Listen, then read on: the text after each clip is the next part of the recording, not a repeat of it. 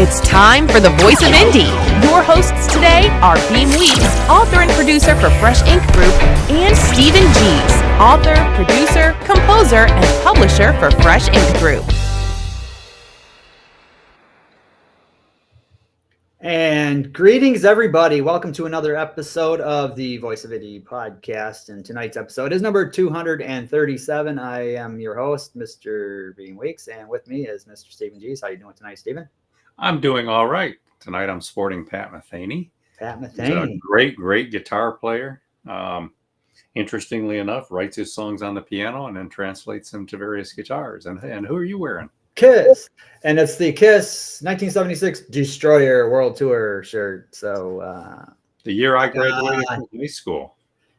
And we've got a comment here already. Patricia Guthrie's out there, and she says, good evening, Patricia. We are happy to have you on board tonight watching. So we've got a good show coming up tonight. We've got Marcha Fox making a return visit, and we're going to have fun.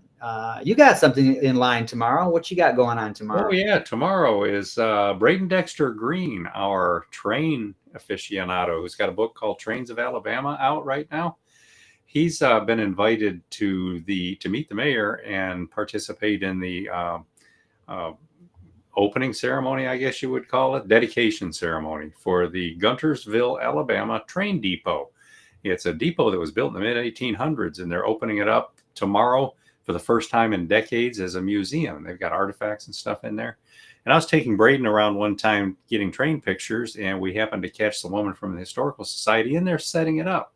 So we ingratiated ourselves, and he impressed her with his knowledge, and we wound up getting invited in, and he told her things about her artifacts that she didn't know. And anyway, he made some fast friends with these people, and now the big dedication ceremony is tomorrow, and he's been invited. So I'm picking him up from school early, taking him down there. We're going to take some pictures and have some fun, and printed up some business cards about his book so he can pass them out, and pass those things out. And he's a little bit shy sometimes in crowds, so it's kind of fun to nudge him. He just turned 15 years old, and he's really coming into his own. So yeah, the Guntersville, Alabama Train Depot Museum is opening tomorrow, and if you want to meet Braden Dexter Green or even me, be there. Yeah, cool. We're getting a ton of snow on us right now, so I'm going to be home tomorrow. Probably digging out, although I don't have to shovel because I got a neighbor with a Jeep and a plow, and he plows the driveway after every snow. So he's got us covered. But yeah, we're expecting quite a bit of snow. So hey, if you want to take part in tonight's program, you can be like Patricia Guthrie did, and you can post your comments live on the various platforms, and we will find them and we will share them. You can be like Pat. That's what we say around here. Be like Pat. Be like Pat. What would Pat do?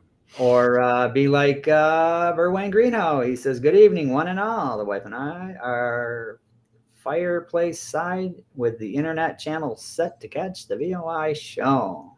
All right. All right. Welcome aboard, Lisa and Verwayne. And we're going to have Kendrick Lamar at halftime. It's going to be exciting here tonight.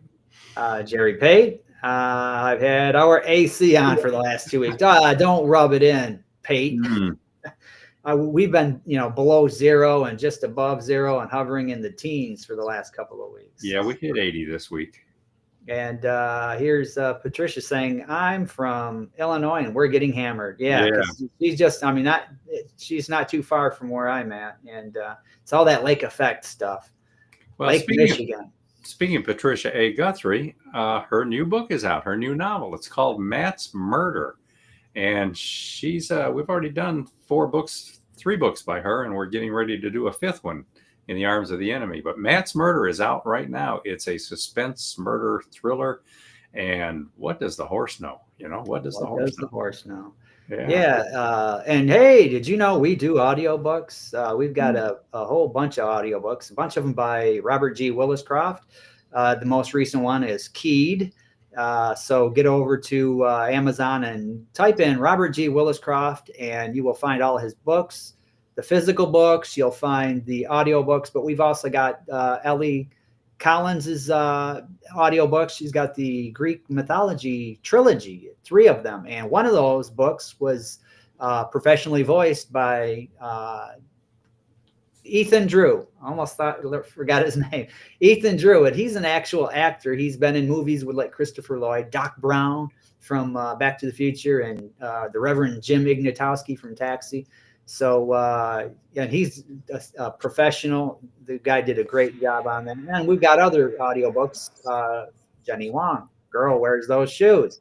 Got her audiobook over there. And there's a few others too. So, drop by freshinkgroup.com and you can check that out. And while you're over there, subscribe to our newsletter.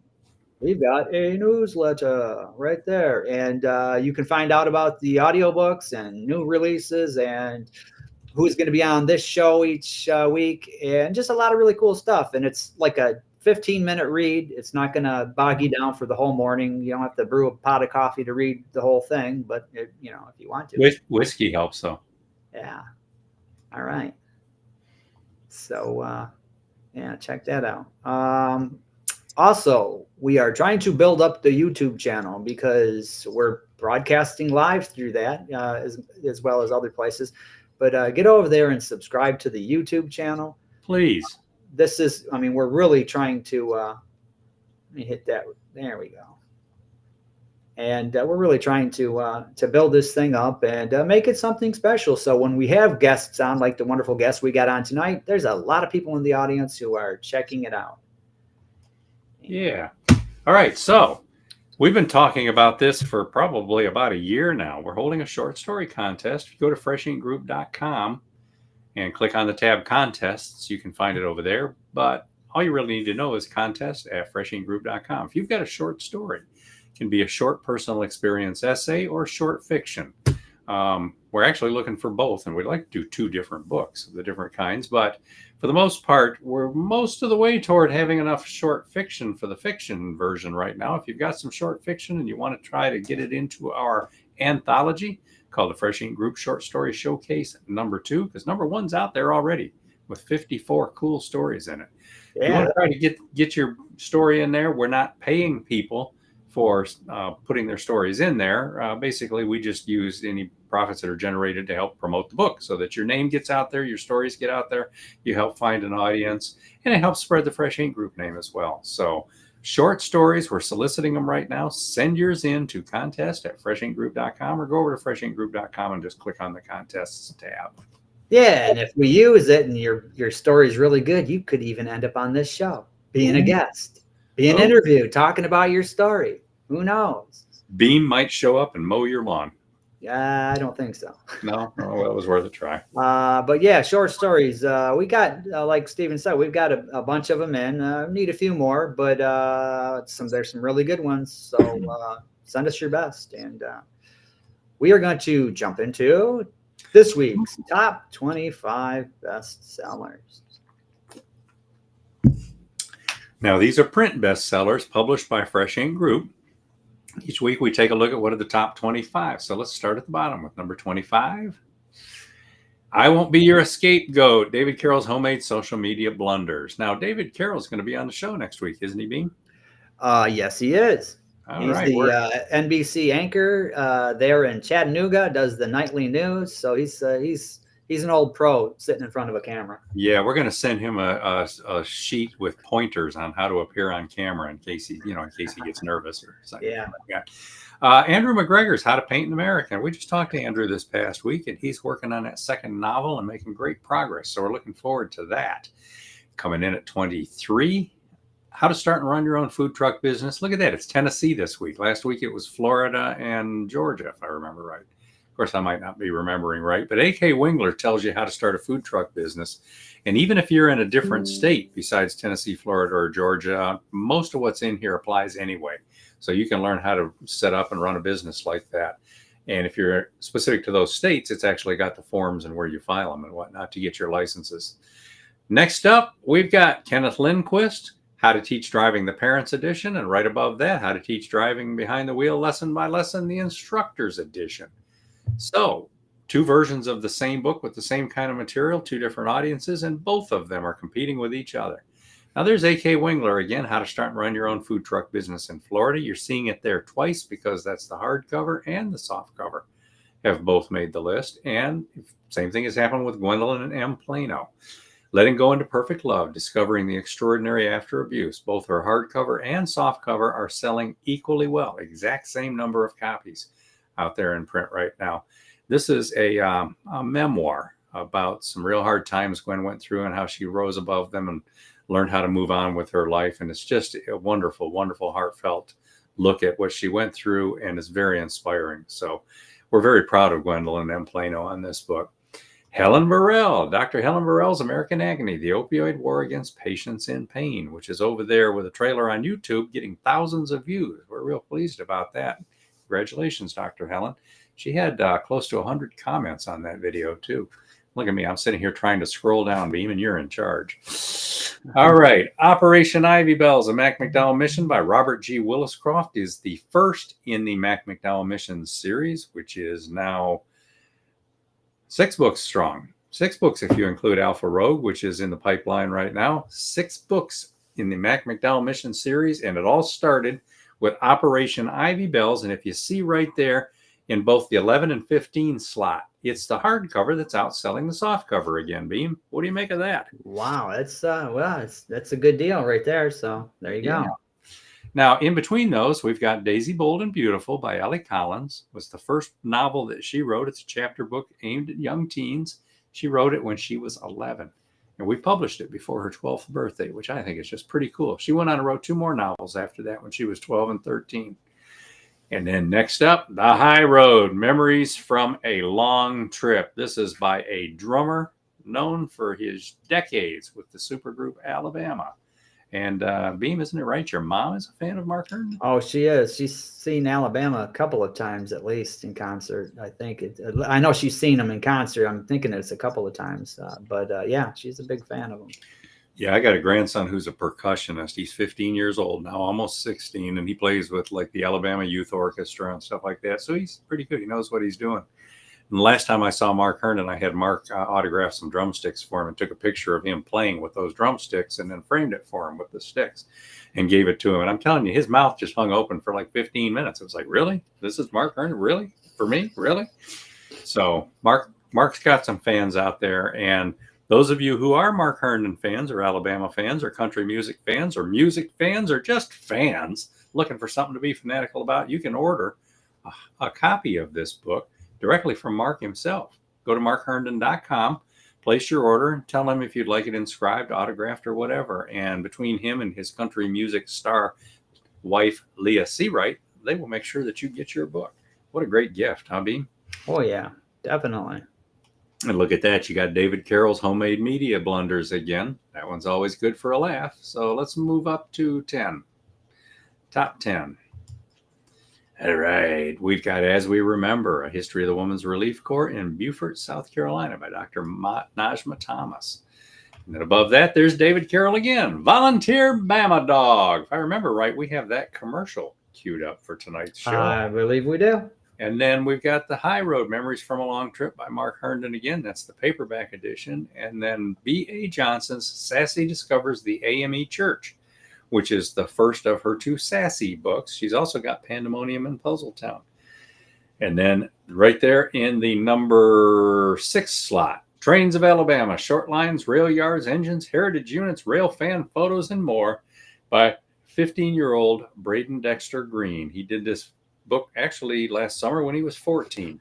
Did it all himself, wrote all the chapters, took all the pictures, did all the editing, and put this thing together. So we're kind of proud of Braden. Top 5, here we go. We got a Bronze Star for Reality of Interpersonal Leadership, A Guide to Leading Authentically by Janelle A. Jordan. And then we've got 2 Silver Stars tied for second place. Mr. President, I've Got Your Back, The First Ladies of South Carolina State University by Abigail H. Ugini and Mary L. Smalls. And if you'd like to meet these wonderful ladies, they've got an event coming up pretty soon at South Carolina State University where they're going to be meeting and greeting and signing and just basically grinning and having a good time. All right. We'll get you the information on that. If you subscribe to our newsletter, you can find out when that's happening. But that one's tied with Robert McKenzie's The Chair, Volume 5, Mintaka, Alnalam, and Alnatak. So that gets us to the top 2, which are tied for first place. Nell Cooper's Nowhere to Go But Tomorrow. What do we make of this book, Beem? That's a good story. It's set here in Michigan, set in the 1950s. It's kind of a historical fiction, a little bit of romance in it, but not your typical romance. These are two young kids that grew up together in a home for people with disabilities, and the boy, he gets to an age where he's going to move. He moves out on his own, and the girl, they're going to send her to the hospital for an operation that she doesn't want, so she runs away. And then the second half of the book is, will they find each other? They're looking for each other, and just a wonderful read. It's one of those, at the end, it's a feel-good kind of read. So yeah, cool. Yeah, we need somebody to make a movie of that, because every time we try to go see a movie, it's cartoons or superheroes. Cartoons or superheroes. And I mean, theaters that have 46 screens, it's 32 of them are cartoons and the rest are superheroes. So stories like Nowhere to Go But Tomorrow really stand out for me, because those are good, heartfelt, literary that really plumb the depths of human emotions, and we're real proud of Nell Cooper for that. Also tied for number one, retired U.S. Navy Lieutenant Commander Jerry Pate's memoir, Submariner, 30 Years of Hijinks and Keeping the Fleet Afloat, with a little bit of an assist from Robert G. Williscroft, putting together 60 chapters of stories, and we hear most of them are even true. So congratulations, Jerry Pate. You're up there tied for number one again. Submariner, 30 Years of Hijinks and Keeping the Fleet Afloat. Congratulations to everybody who made our list. Yeah.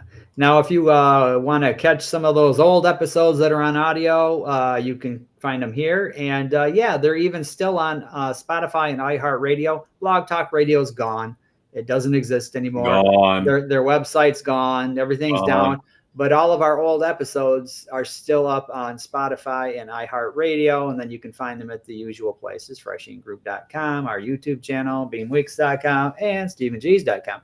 And as for these ones, these audio clips, these archived audio shows here, you can find them there at YouTube and all those other places. I think that's the wrong placard for audio. No, I'm not video. Yeah. The first one was audio. This one's video.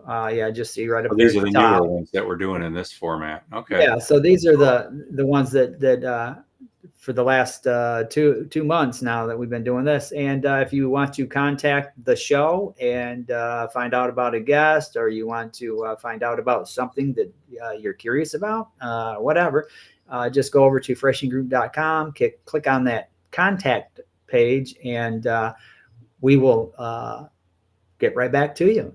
And, well, there's no missing that arrow on that graphic, is there? No. And speaking of B.A. Johnson, here she is. She says, "Good evening, everyone, from rainy Huntsville, Alabama." Well, greetings, Barbara Johnson, from snowy, frosty Michigan. We're getting hammered with the snow right now. So yeah, Barbara knows what she's talking about. It's been raining hard here for like 24 hours, and it's not letting up. So good thing we've got a big lake to hold all that water. This lake's about 30 miles long, so fill it up. All right, so how about we bring in tonight's guest here? I'm going to read the bio, and we will bring her in. Marcha Fox writes in a variety of genres, from cross-cultural thrillers to hard science fiction and astrology. While raising 6 children, she earned a Bachelor of Science degree in physics from Utah State University, which resulted in a 21-plus year career at NASA's Johnson Space Center in Houston. When she retired, she returned to writing full-time, which is a good thing for those of us who like to read, which has always been her dream. And her most recent literary work is the cross-cultural trilogy, The Dead Horse Canyon Saga, co-authored with Pete Risingson. A masterful blend of modern-day conspiracy thriller with Cheyenne history and cultural practices.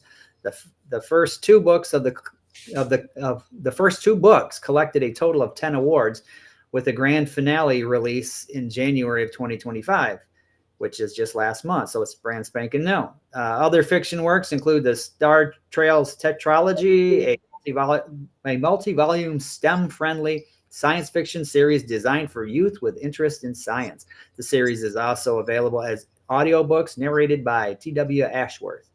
Much to the horror of her physics professors, she's also a practicing professional astrologer with clients around the globe. She has written 2 full-length books on the subject, and one for beginners and one about eclipses.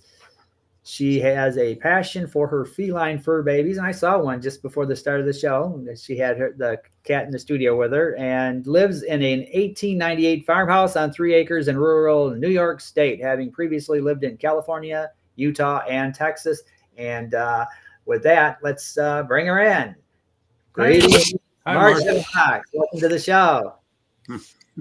Hi. How you doing? Take off the glasses. Good to be here. All right.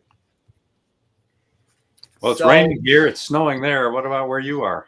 Well, yeah. What's New York doing? It's been snowing pretty much since Thanksgiving here.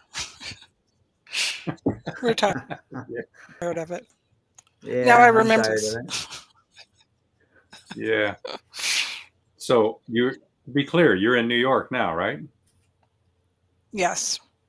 Marcia? Yes. In the boonies, I am about 3 miles outside of a little town of less than 1,000 people called Naples. Naples. Okay. Naples. That's a pretty area. Well, what dragged you out of Texas after all those years down there? Mostly the heat. So you're just decided New York? You put a pin in the I was map? born in New York, actually. Yeah, I'm in kind of the mountains. After living in Utah, I'm not sure these really are true mountains, but they are. I was born in the Hudson Valley, and then moved to California, and then to Utah, and then to Texas, and figured I'd go full circle. Plus, a couple of my daughters were moving up here, so I kind of followed them too. Yeah, that's the big one. Thought it was a good idea. Grandkids? Mm-hmm. Grandkids? Well, yeah. Yeah, I've got 17 grandkids and grandkids. Wow, that's sounds like my mom. She's got, I think, 17 grandkids and like 10 great grandkids. So yeah. All right. Yeah. Now, in your bio, go ahead. I was just going to say my 3 youngest grandkids are living with me now, and they're all teenagers. So that kind of tells you, how old they are. Well, tell us about your 3 teenagers. Are they into writing? They good at school? They musicians? Troublemakers? What do you got there? They're kind of typical teenagers, and probably into what's that app that they're watching all the time? The one that just got zapped. TikTok. TikTok. Yeah. That's probably mostly what they're into. Oh, that's cool. Now, in your bio, I had mentioned that when you retired, you were going to go full time writing because that's your dream. So, were you always a reader and a writer going back to childhood? Pretty much. Yeah, I was writing stories back in 6th grade about my teacher's alien origins and silly things like that.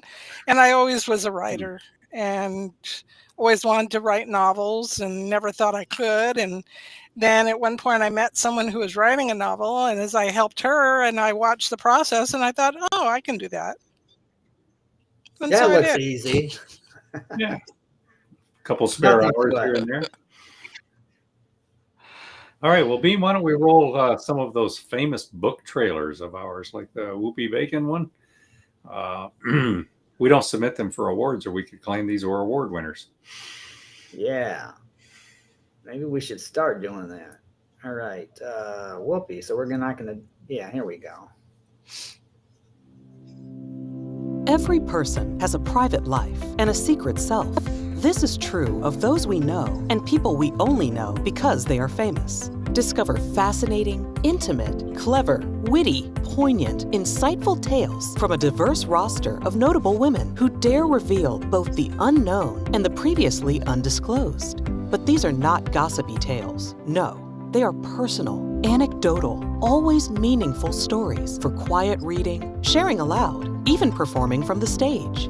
Compiled by Detroit playwright Jay Ajluni, Whoopi Likes Her Bacon Crispy, 65 fascinating excerpts from the memoirs of famous and infamous women, is illustrated with whimsical portraits that capture these remarkable celebrities at their best. Choose your own from laminate hardcover, softback, and digital editions, all proudly published by Fresh Ink Group. Come away with a richer appreciation of these talented women and smile for permitting them to entertain you in unexpected and delightful ways.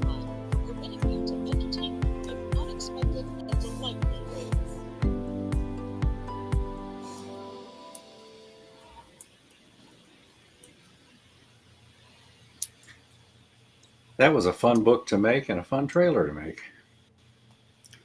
Yeah, I have to find that button to turn it off because it's, it's still getting used to it. All right, still getting used to it. Here's another thing too. When I play these videos, sometimes they freeze on my end for a few seconds here and there. So I have to listen in my ear, and I can hear it playing over either Marcia's computer or Steven's computer. I was hearing it on somebody else's computer. Yeah, so I'm still able to hear it, and I know when it's going to stop. But it's just one of those things. I don't know why it does that, because it broadcasts fine, but what are you going to do? All right. Well, we're talking to author and retired NASA scientist Marcha Fox, and she's got a bunch of books we're going to talk about tonight. But those of you who are in the audience, if you want to post a comment, go ahead and do it. You can do it right there from Facebook. You can do it from LinkedIn. You can do it from YouTube. You can do it from the Magic Crystals you're watching in, whatever your platform there. So, Marcia, why don't you tell us a little bit about the job you retired from, what you were doing when you were in the Houston area? I worked most of my time on the safety contract, and so I saw a lot of NASA's dirty little secrets and why they crash space shuttles and things like that. That actually, I was in during a lot of the investigation they did when the Columbia crashed, and just finding out that happened. They knew that was a problem. They had numerous close calls that they ignored. And inevitably, close calls do evolve into an incident. Same thing happened with Challenger. And more recently, when they had that wreck out of DC with the plane and the helicopter, they had numerous close calls with that also, which they ignored. And I sat there and thought, boy, you people never learn, do you? When there's that many close calls, it means it's an accident waiting to happen, and it ultimately does. So I was very much involved in the investigation of the Columbia. Back then, I was young enough to go trooping through the woods, helping pick up debris from the accident, and that was in East Texas, outside of a little town called Hemphill. And it was probably one of the most memorable experiences that I had when I lived there and worked for NASA. So you found actual debris? Oh, yeah. And we were not allowed to take pictures of any of it. We were pretty restricted on sharing what we found. But we did find some big oxygen tanks. We found a lot of just debris. We found a lot of debris that we were crying over when we found it. We didn't find, when I was there, they had already done any picking up of victims and human remains. We didn't have any of that, but we found like food bags with their names on them, and we found this baseball one time. And one of the reasons that they had NASA people on these search parties was to identify what came Columbia and what might have just been stuff that was out in the woods, because the main people that were looking were Native Americans, that they were the smoke jumpers that usually fought fires in New Mexico and Arizona. And this was in February and March. I guess we quit by April, but they had nothing better to do. So they brought in all these Native Americans, and they were walking the grids looking for stuff, and then they find anything, and they'd have one of us NASA people. There was usually 2 or 3 of us on the line, would say, well, that did or didn't come from the shuttle. So anyway, we had this baseball, and on the back of it, it was all burned, and we could tell that it had been on the shuttle. It had gone through reentry, and that was another tearjerker because we thought, okay, who was flying that for their son or for a little league coach or something like that. So it was a very emotional time to go through that. Wow. Yeah. Now, Pat Guthrie just commented about the recent CNN documentary on Columbia, which I saw. It was just 2 or 3 weeks ago. Did you see that? Were you aware of that? I wasn't. I'm not a big CNN fan. Okay. But I would be interested to see what they said because they never tell you the really good stuff. And like I say, I saw Yeah. all the dirty little secret. Yeah. Beem, you want to roll another commercial? We need to get some of these knocked out here. All right. We're talking to Marcha Fox, and we're looking for comments. People. Comments. Post your comments. Post your comments. I see we got viewers on right now on YouTube and X. Nothing on Facebook. So hopefully Sam got those links out on Facebook. So Yeah. I'll have to add those. Start adding some of those links before show day. Or the morning of show day. I can go out there and do that a lot anyway, just to make sure we're. How about Girl Wears Those Shoes? Fresh Well, Ink we're going Group with that. presents, All right. from author Stephen Gies, Been There, Noted That, essays in tribute to life, observations, inspiration, remembrance, and noteworthies to share. The simple lives of everyday people in a mundane world prove extraordinary in this collection of 54 personal experience essays by novelist Stephen Gies. The eclectic mix of memoir, commentary, humor, and appreciation covers a wide range of topics, each illustrated by artists and photographers from the Fresh Ink Group.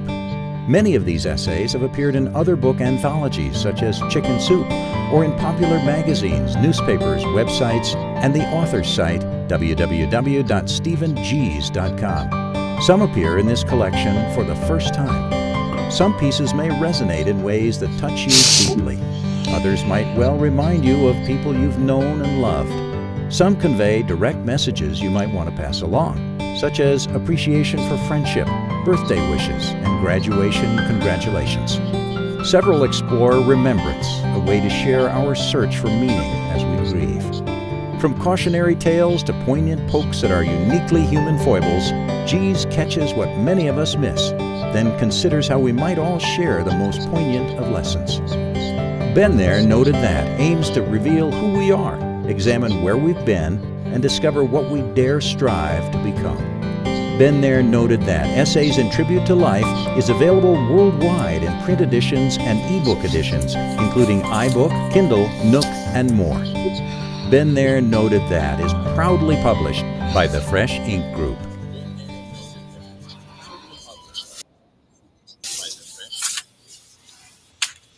All right.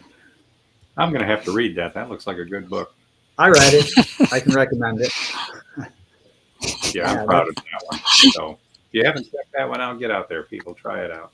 So, Marcia, when you're not traipsing around picking up pieces of crashed shuttles and you're not writing, what do you like to do? What kind of, do you have hobbies? How do you like to pass the time? Probably I turn to the astrology side when I have nothing better to do, or if it's summer, I like to garden and do a little of that, but I'm kind of slowing down with age now and don't do quite as much of that as I used to. Well, let's get to talking about your books. You just completed a trilogy, the Dead Horse Canyon series that you've been working on for a while with Pete Risingson, your co-author. Before you tell us a little bit about the book, tell us who Pete Risingson is, and then we'll go ahead and play the trailer from the first book. Well, Pete is a Northern Cheyenne, and I was looking for somebody to give my book a sanity check to make sure that I represented Native Americans correctly. I didn't want to be offensive in any way. I wanted it to be accurate. And so I was looking for somebody to do that for me. And I was lucky enough to find Pete. And at first I hired him as a expert whatever the term is, can't remember right at the moment. Technical Anyway, expert. I hired a subject matter expert. That's what it was. I hired him as a There you go. subject matter expert and had him read the book. And we worked that way for a little while. And then he finally came back and said, you don't need to pay me anymore. I'll just help you do the book. And we talked about it and decided to make him a co-author, because he wasn't just critiquing my book. He was giving me all kinds of ideas and telling you, and he just completely adopted the character and took off with it. And I guess a lot of it's their oral tradition and they're natural storytellers. And he just got right into the story, and he would just tell me what happened, and then I'd have to write it down. So probably the complicated part about working with him, he didn't have a computer. So we did a lot of talking on the phone and text messaging. And for this last book, I would print out manuscript and mail it to him for him to look at. And then he'd call me and tell me if he had any changes. So it was a pretty somewhat awkward process, but we made it work. We made it work for over 1,500 pages worth of books. So it's kind of a miracle that we found each other and that we worked together and produced these 3 books. And we just are pretty excited about them. We both love the story. The 3rd book got delayed by numerous life events like moving and things like that, but we were committed to finishing it. Neither of us wanted to leave it hanging or leave our readers hanging. They were already hanging long enough. And so we decided we are going to finish this story, and that we did. And that's what we have out there now. Yeah, that whole process of communicating with Pete and learning to work and find your groove, that's very cool. If you said that you communicated with smoke signals, I was going to fall off my chair, but you found a way to make it work. So, Beem, why don't we go ahead and play the trailer for the first one? Okay. This is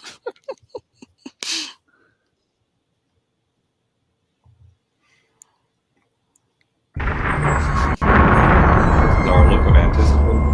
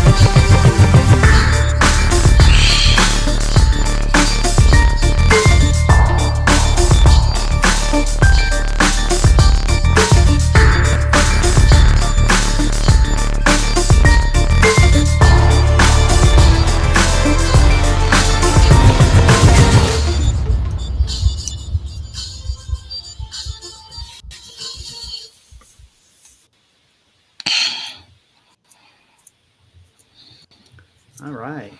Tell us about the story. Well, the first book is mostly involved with laying the groundwork for why Brian Reynolds was killed and solving the mystery. The overall theme of the story is that we always have connections with other people and to our past. And in this particular case, two of the most important characters in the story are dead. Another important element in the story is an inanimate character with a bench seat that is loaded with secrets, all kinds of answers to what's going on. So it's got a conspiracy element. Government has done something very, excuse me, unethical, and just they discovered it accidentally, and the security people took them out. And so that's kind of the first book, is finding out why he was killed and then finding the evidence that he had hidden, most of which had been destroyed by the bad guys. And just that's the first book, is the mystery part, solving why he was killed and then what to Was do. that a standalone when you started it? Were you thinking standalone, or were you thinking trilogy from the beginning? No, it was always going to be at least a trilogy, because it got so out of hand with details and everything that it was always going to be 3. And I actually had all 3 kind of sketched out before I even found Pete. But then once I found Pete, major changes happened in the other 2. So that was kind of the idea with the first one. And I know one of the reviews I got, they were kind of critical because it just, a lot of it wasn't completed, but the first book was about solving the initial mystery. That part was solved. Now we move on to book 2, where there's consequences. So we'll play the trailer for that. We'll play the trailer for book 2 next. You got a question on the screen. Is this series considered science fiction like your others? Now, the trailer mentions that there's a paranormal element as well. Yeah, no, it's not science fiction. It's more a little bit of shamanism. It gets into the paranormal through the Native American side. And one thing that surprised me is, me and my, science fiction background and my imagination, there are a lot of things I put in there, and I thought, oh, Pete's probably going to zap this. And he never zapped a single thing I came up with. He says, oh, no, that's possible. And I'm going, whoa. So anyway, yeah, if you're a science fiction fan, you'd probably like it. But it's more mysticism and shamanism as opposed to science fiction. It's another dimension, that's for sure. That's a fun thing about writing paranormal, is you make up the rules. Yeah. And if what you're writing breaks the rules, change the rules. So that's pretty cool. All right, Beem, let's roll that second Dead Horse book. Rules? We don't need no stinking rules. Speaking rules. All right. Book 2.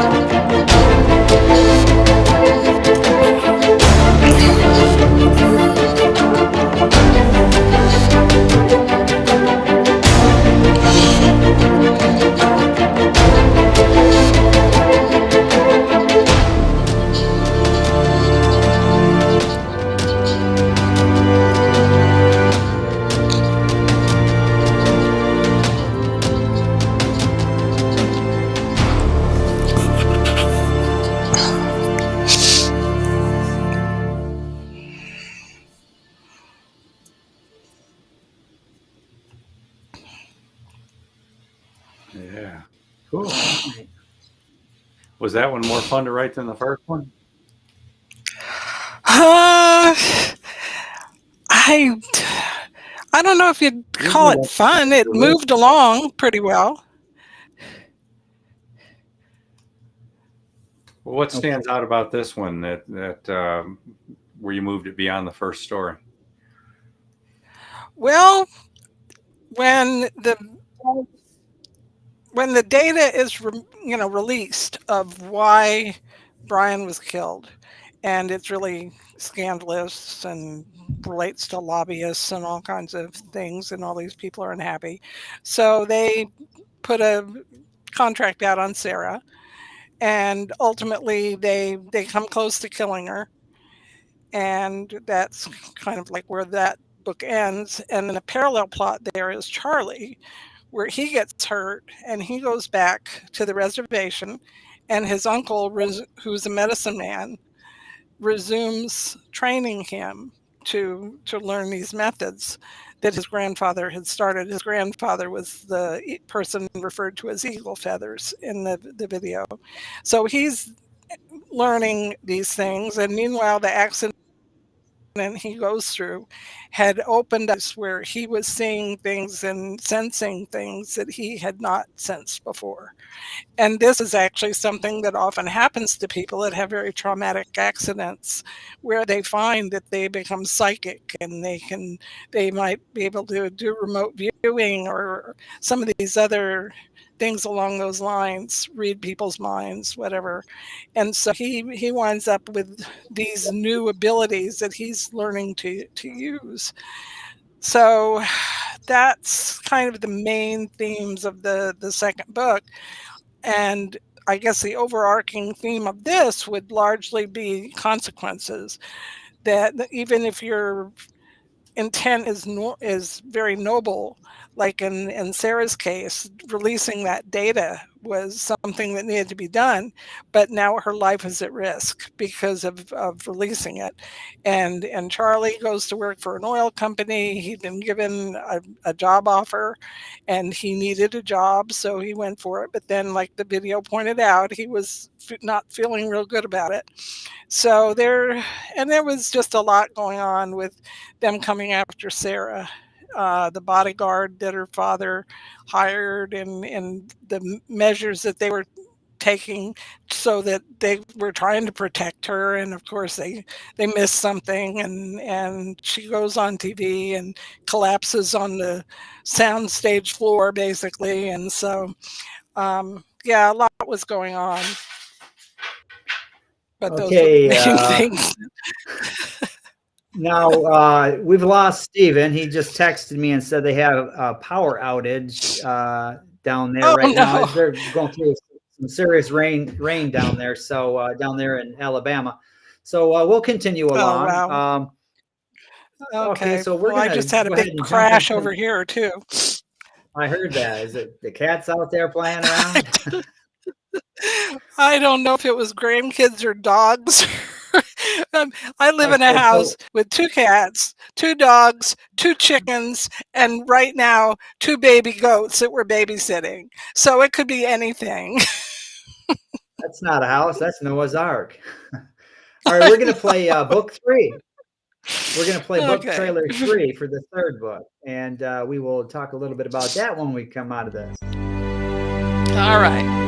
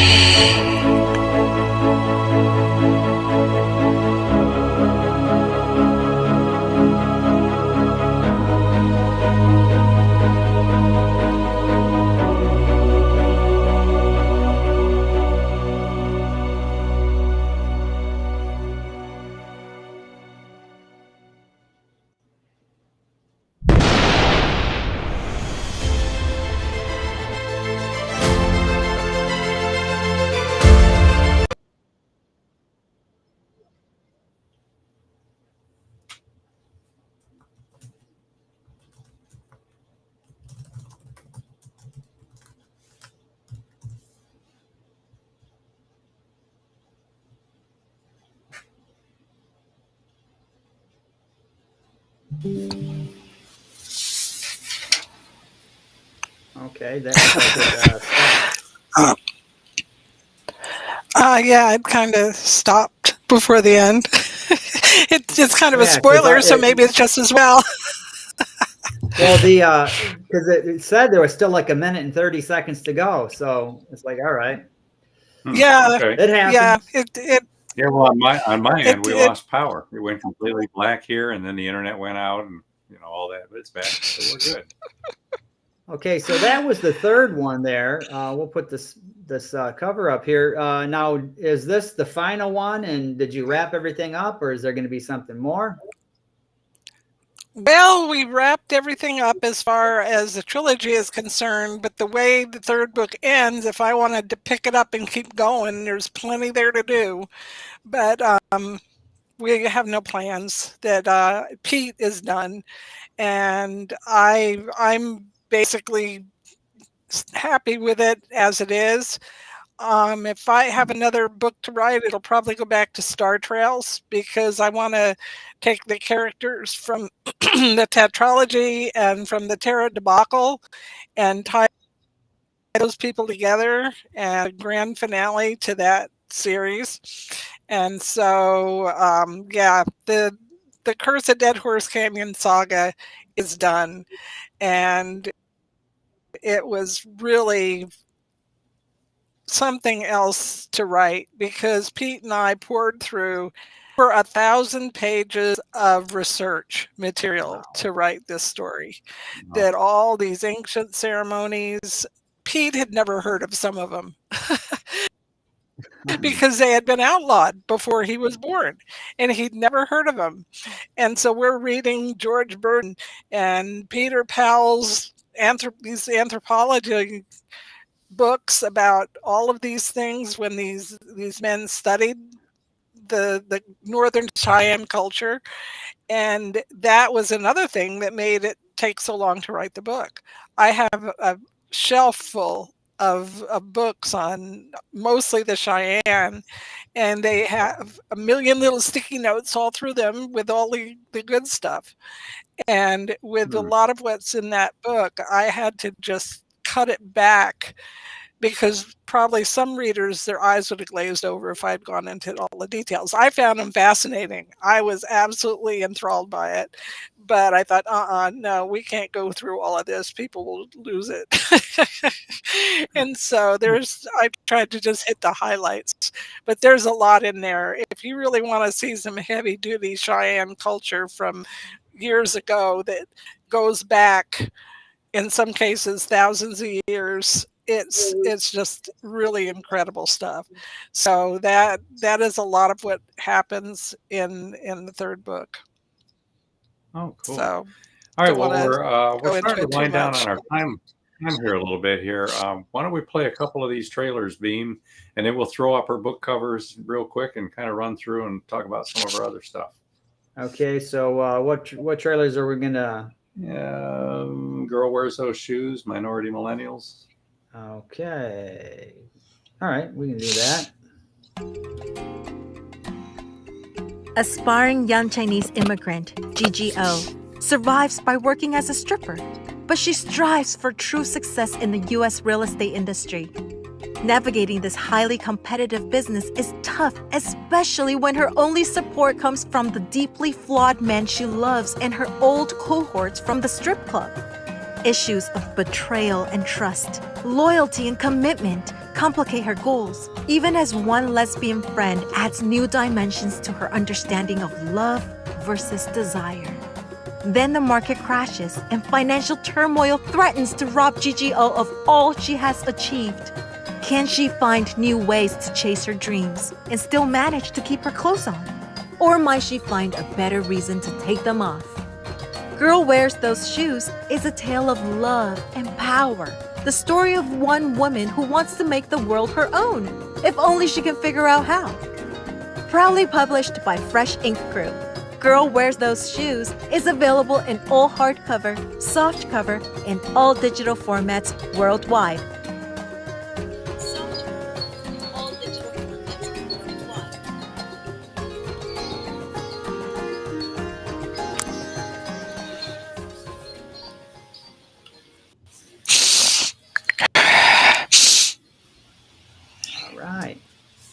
And minority millennials? Okay, we're going to do back to backs. All right.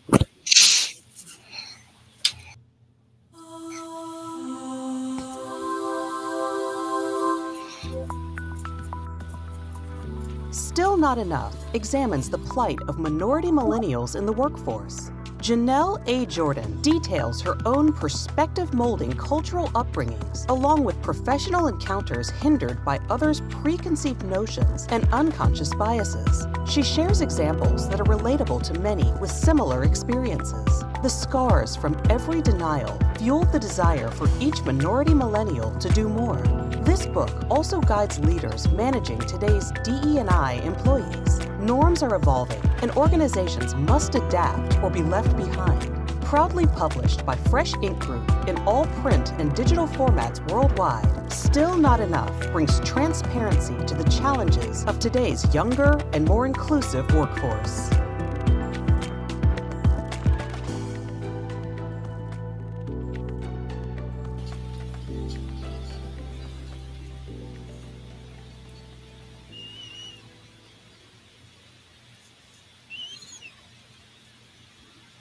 All right. Cool. That's a fun video, too. All right, so let's throw up some book covers, Beam, and see what Marcia has to say. She can defend herself. All right, let's talk about this one here, Eclipses. Yeah, the dark side of Eclipses.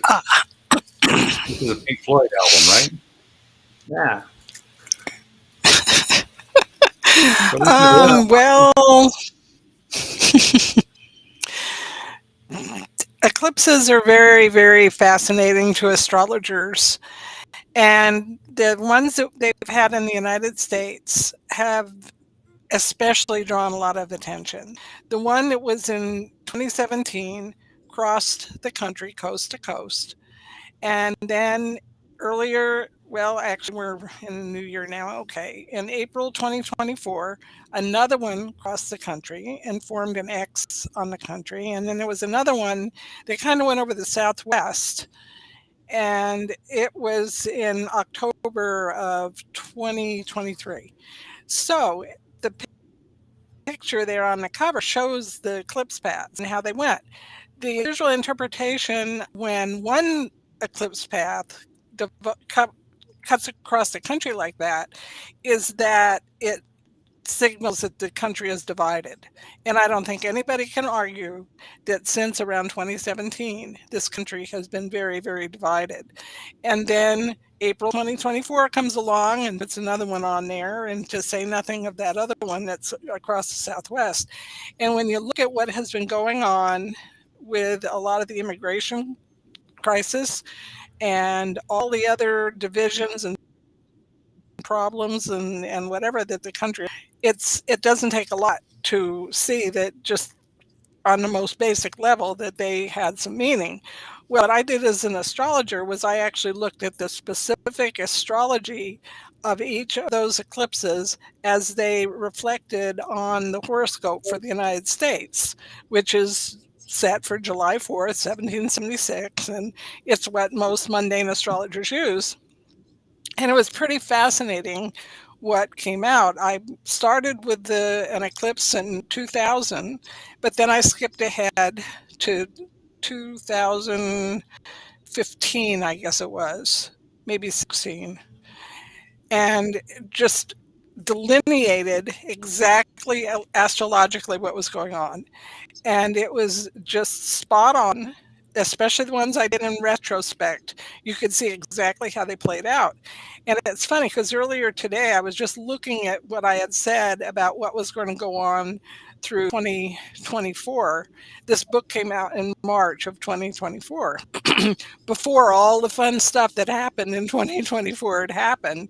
And as I was reading over what I had there, it really did play out very much like that. Big upsets, big changes, just one thing after another. And so, yeah, it was fun. And I tried to write it so that you don't have to understand it.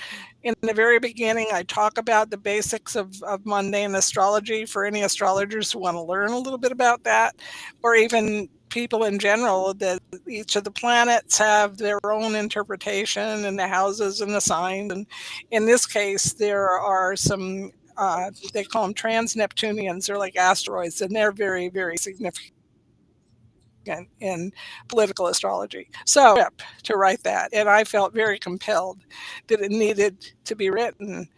And that, of course, was another interruption to writing book 3 of Dead Horse Canyon, because I was writing that eclipse book. But it was fascinating, and definitely, like I say, I pretty well nailed what happened the rest of 2024 in there, even before it happened. Cool. Now I recognize the character on this cover.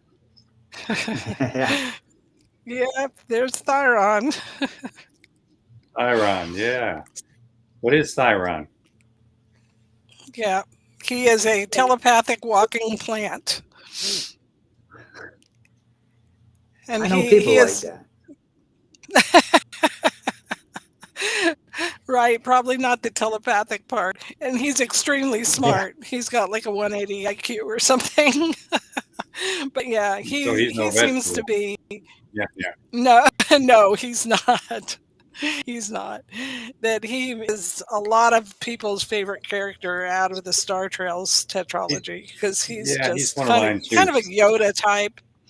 Yeah, kind of a little bit like Yoda. Really, what do you think? He's not really in the tetralogy. These are follow-up books, or did he appear in the tetralogy? He's in the tetralogy, and I wrote this Sapphire Agenda as a backstory up in the tetralogy. And then in the second book of the tetralogy, A Dark of Endless Days, it winds up at Area 51. And that was what the Terra debacle wound up being, as a side story. It was written after the 4 the tetralogy was done, but while Thyron was at Area 51, the robot Aggie, that story just needed to be written. It couldn't be ignored. And so that's where the Terra debacle came from. And it's a standalone. And it was really so much fun to write, because there's so much more humor in this than in the other. You figure it was a fun book. Telepathic walking plant's view of humans and Earth, and getting into his point of view was just so hilarious. I laughed more writing that book than any other book. And that's my Astrology 101 book. The real basics. So the book I was looking for when I was first learning. Okay, so what's it all about? I mean, give us how to do charts and stuff like that, or is it background? No, it doesn't get into the actual how to do charts. It explains the basic energies of the zodiac signs and the planets and the houses, and explains what each of them are, and how just basically characteristics of people born under certain sun signs, moon signs that define your emotional energy. And there's a section in there for parents of children for these different signs, and what is their basic need, what do they need the most. And oh golly, it's been so long since I wrote that book. Just, it's basic. It's very basic. It's written for people that know nothing about astrology, and an easy read. It's another one that has a fair amount of humor, a little bit of sarcasm there, and so it's for someone that just wants to understand the jargon and the basics of it. And if they go to an astrologer, then they can kind of understand what the astrologer is telling them a little bit better, because it's not always easy to translate everything into lay language that you find. It's a very symbolic language. I wouldn't know what to ask or even how to interpret things that they were saying sometimes. So yeah, I can get that. Yeah, you got Saturn in the 7th house, no wonder your relationships suck, that kind of thing. And Mars punched me in the eye, and it's in the 7th house. Right. Now, before we wrap up here, since you've got a variety of books, do you have any advice for authors, whether they're seasoned authors or new authors? Do you have any advice?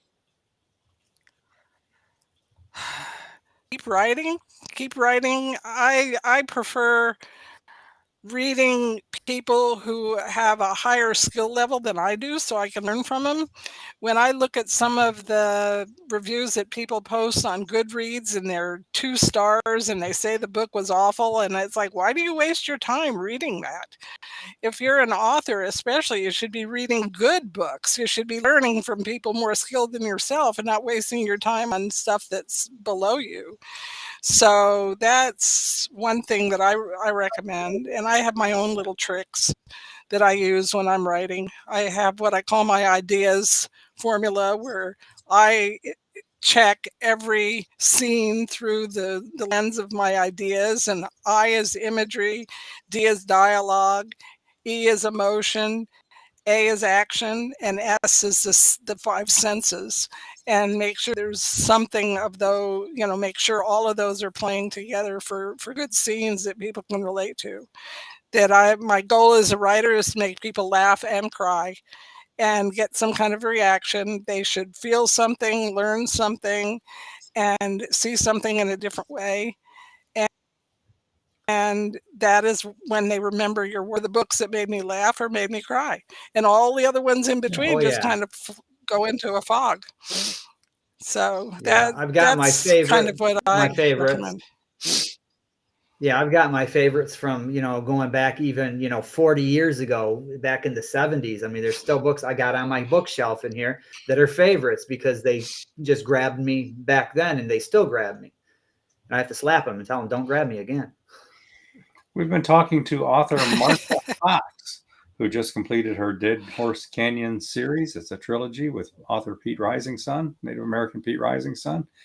Marcia, how do people find you, follow you, contact you, stalk you on social media? Where are you out there? Oh, I'm pretty much everywhere. If they want my books and if they are on Amazon, just put my name in there, MarchaFox, and all my books come up.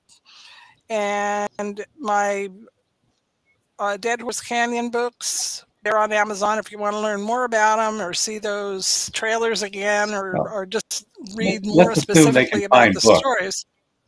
Marcia, let's assume they can find your books. How do they find you? How do they contact you? Do you have a website? Find me? You have a blog? Well, I'm on Facebook, Marcha Fox Author, and I'm not a big social media person. I'm too busy writing. Okay. So Facebook. But so there's contact information on the Dead Horse Canyon website and the Star Trails website. Dead Horse Canyon? Is it deadhorsecanyon.com? Yeah, with dashes, dead-horse-canyon.com. And then StarTrailsSaga.com, all one word. And so, yeah.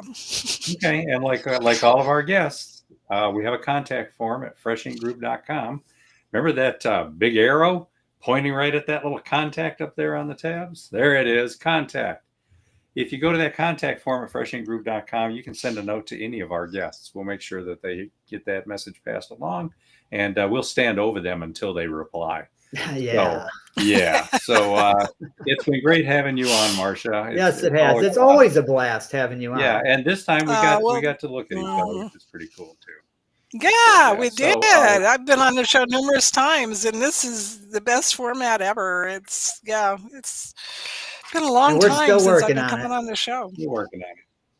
All right, so people tune in next week, and you can see Chattanooga's NBC evening newscaster, David Carroll. He's got some real fun and funny books out there, and we're going to see if a guy who's used to doing the nightly news knows how to act on camera when he gets on our podcast. We'll see how he handles that.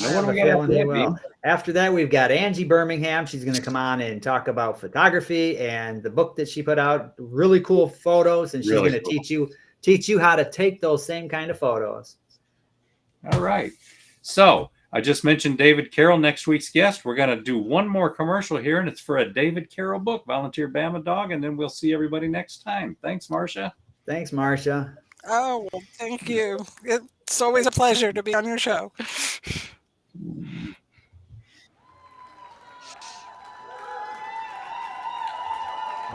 Fresh Ink Group presents Volunteer Bama Dog, a TV guy's love letter to the South. I'm David Carroll, longtime Chattanooga broadcaster.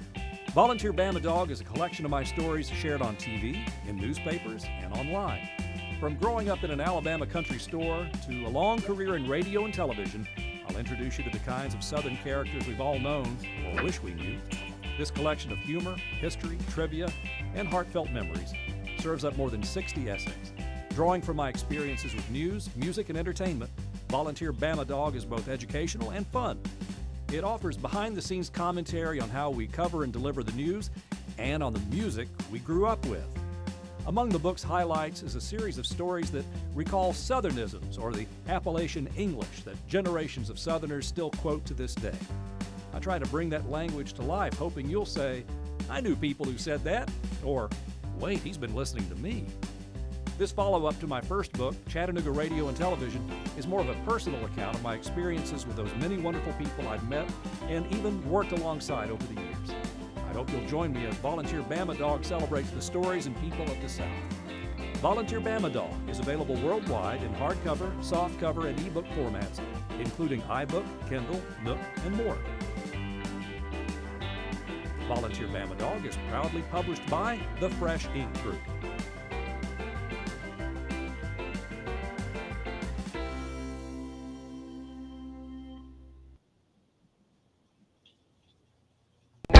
You've been a part of Voice of Indy, a production of Fresh Ink Group. Spread the word, support our guests, then find us at freshinkgroup.com and be sure to hashtag Fresh Ink Group.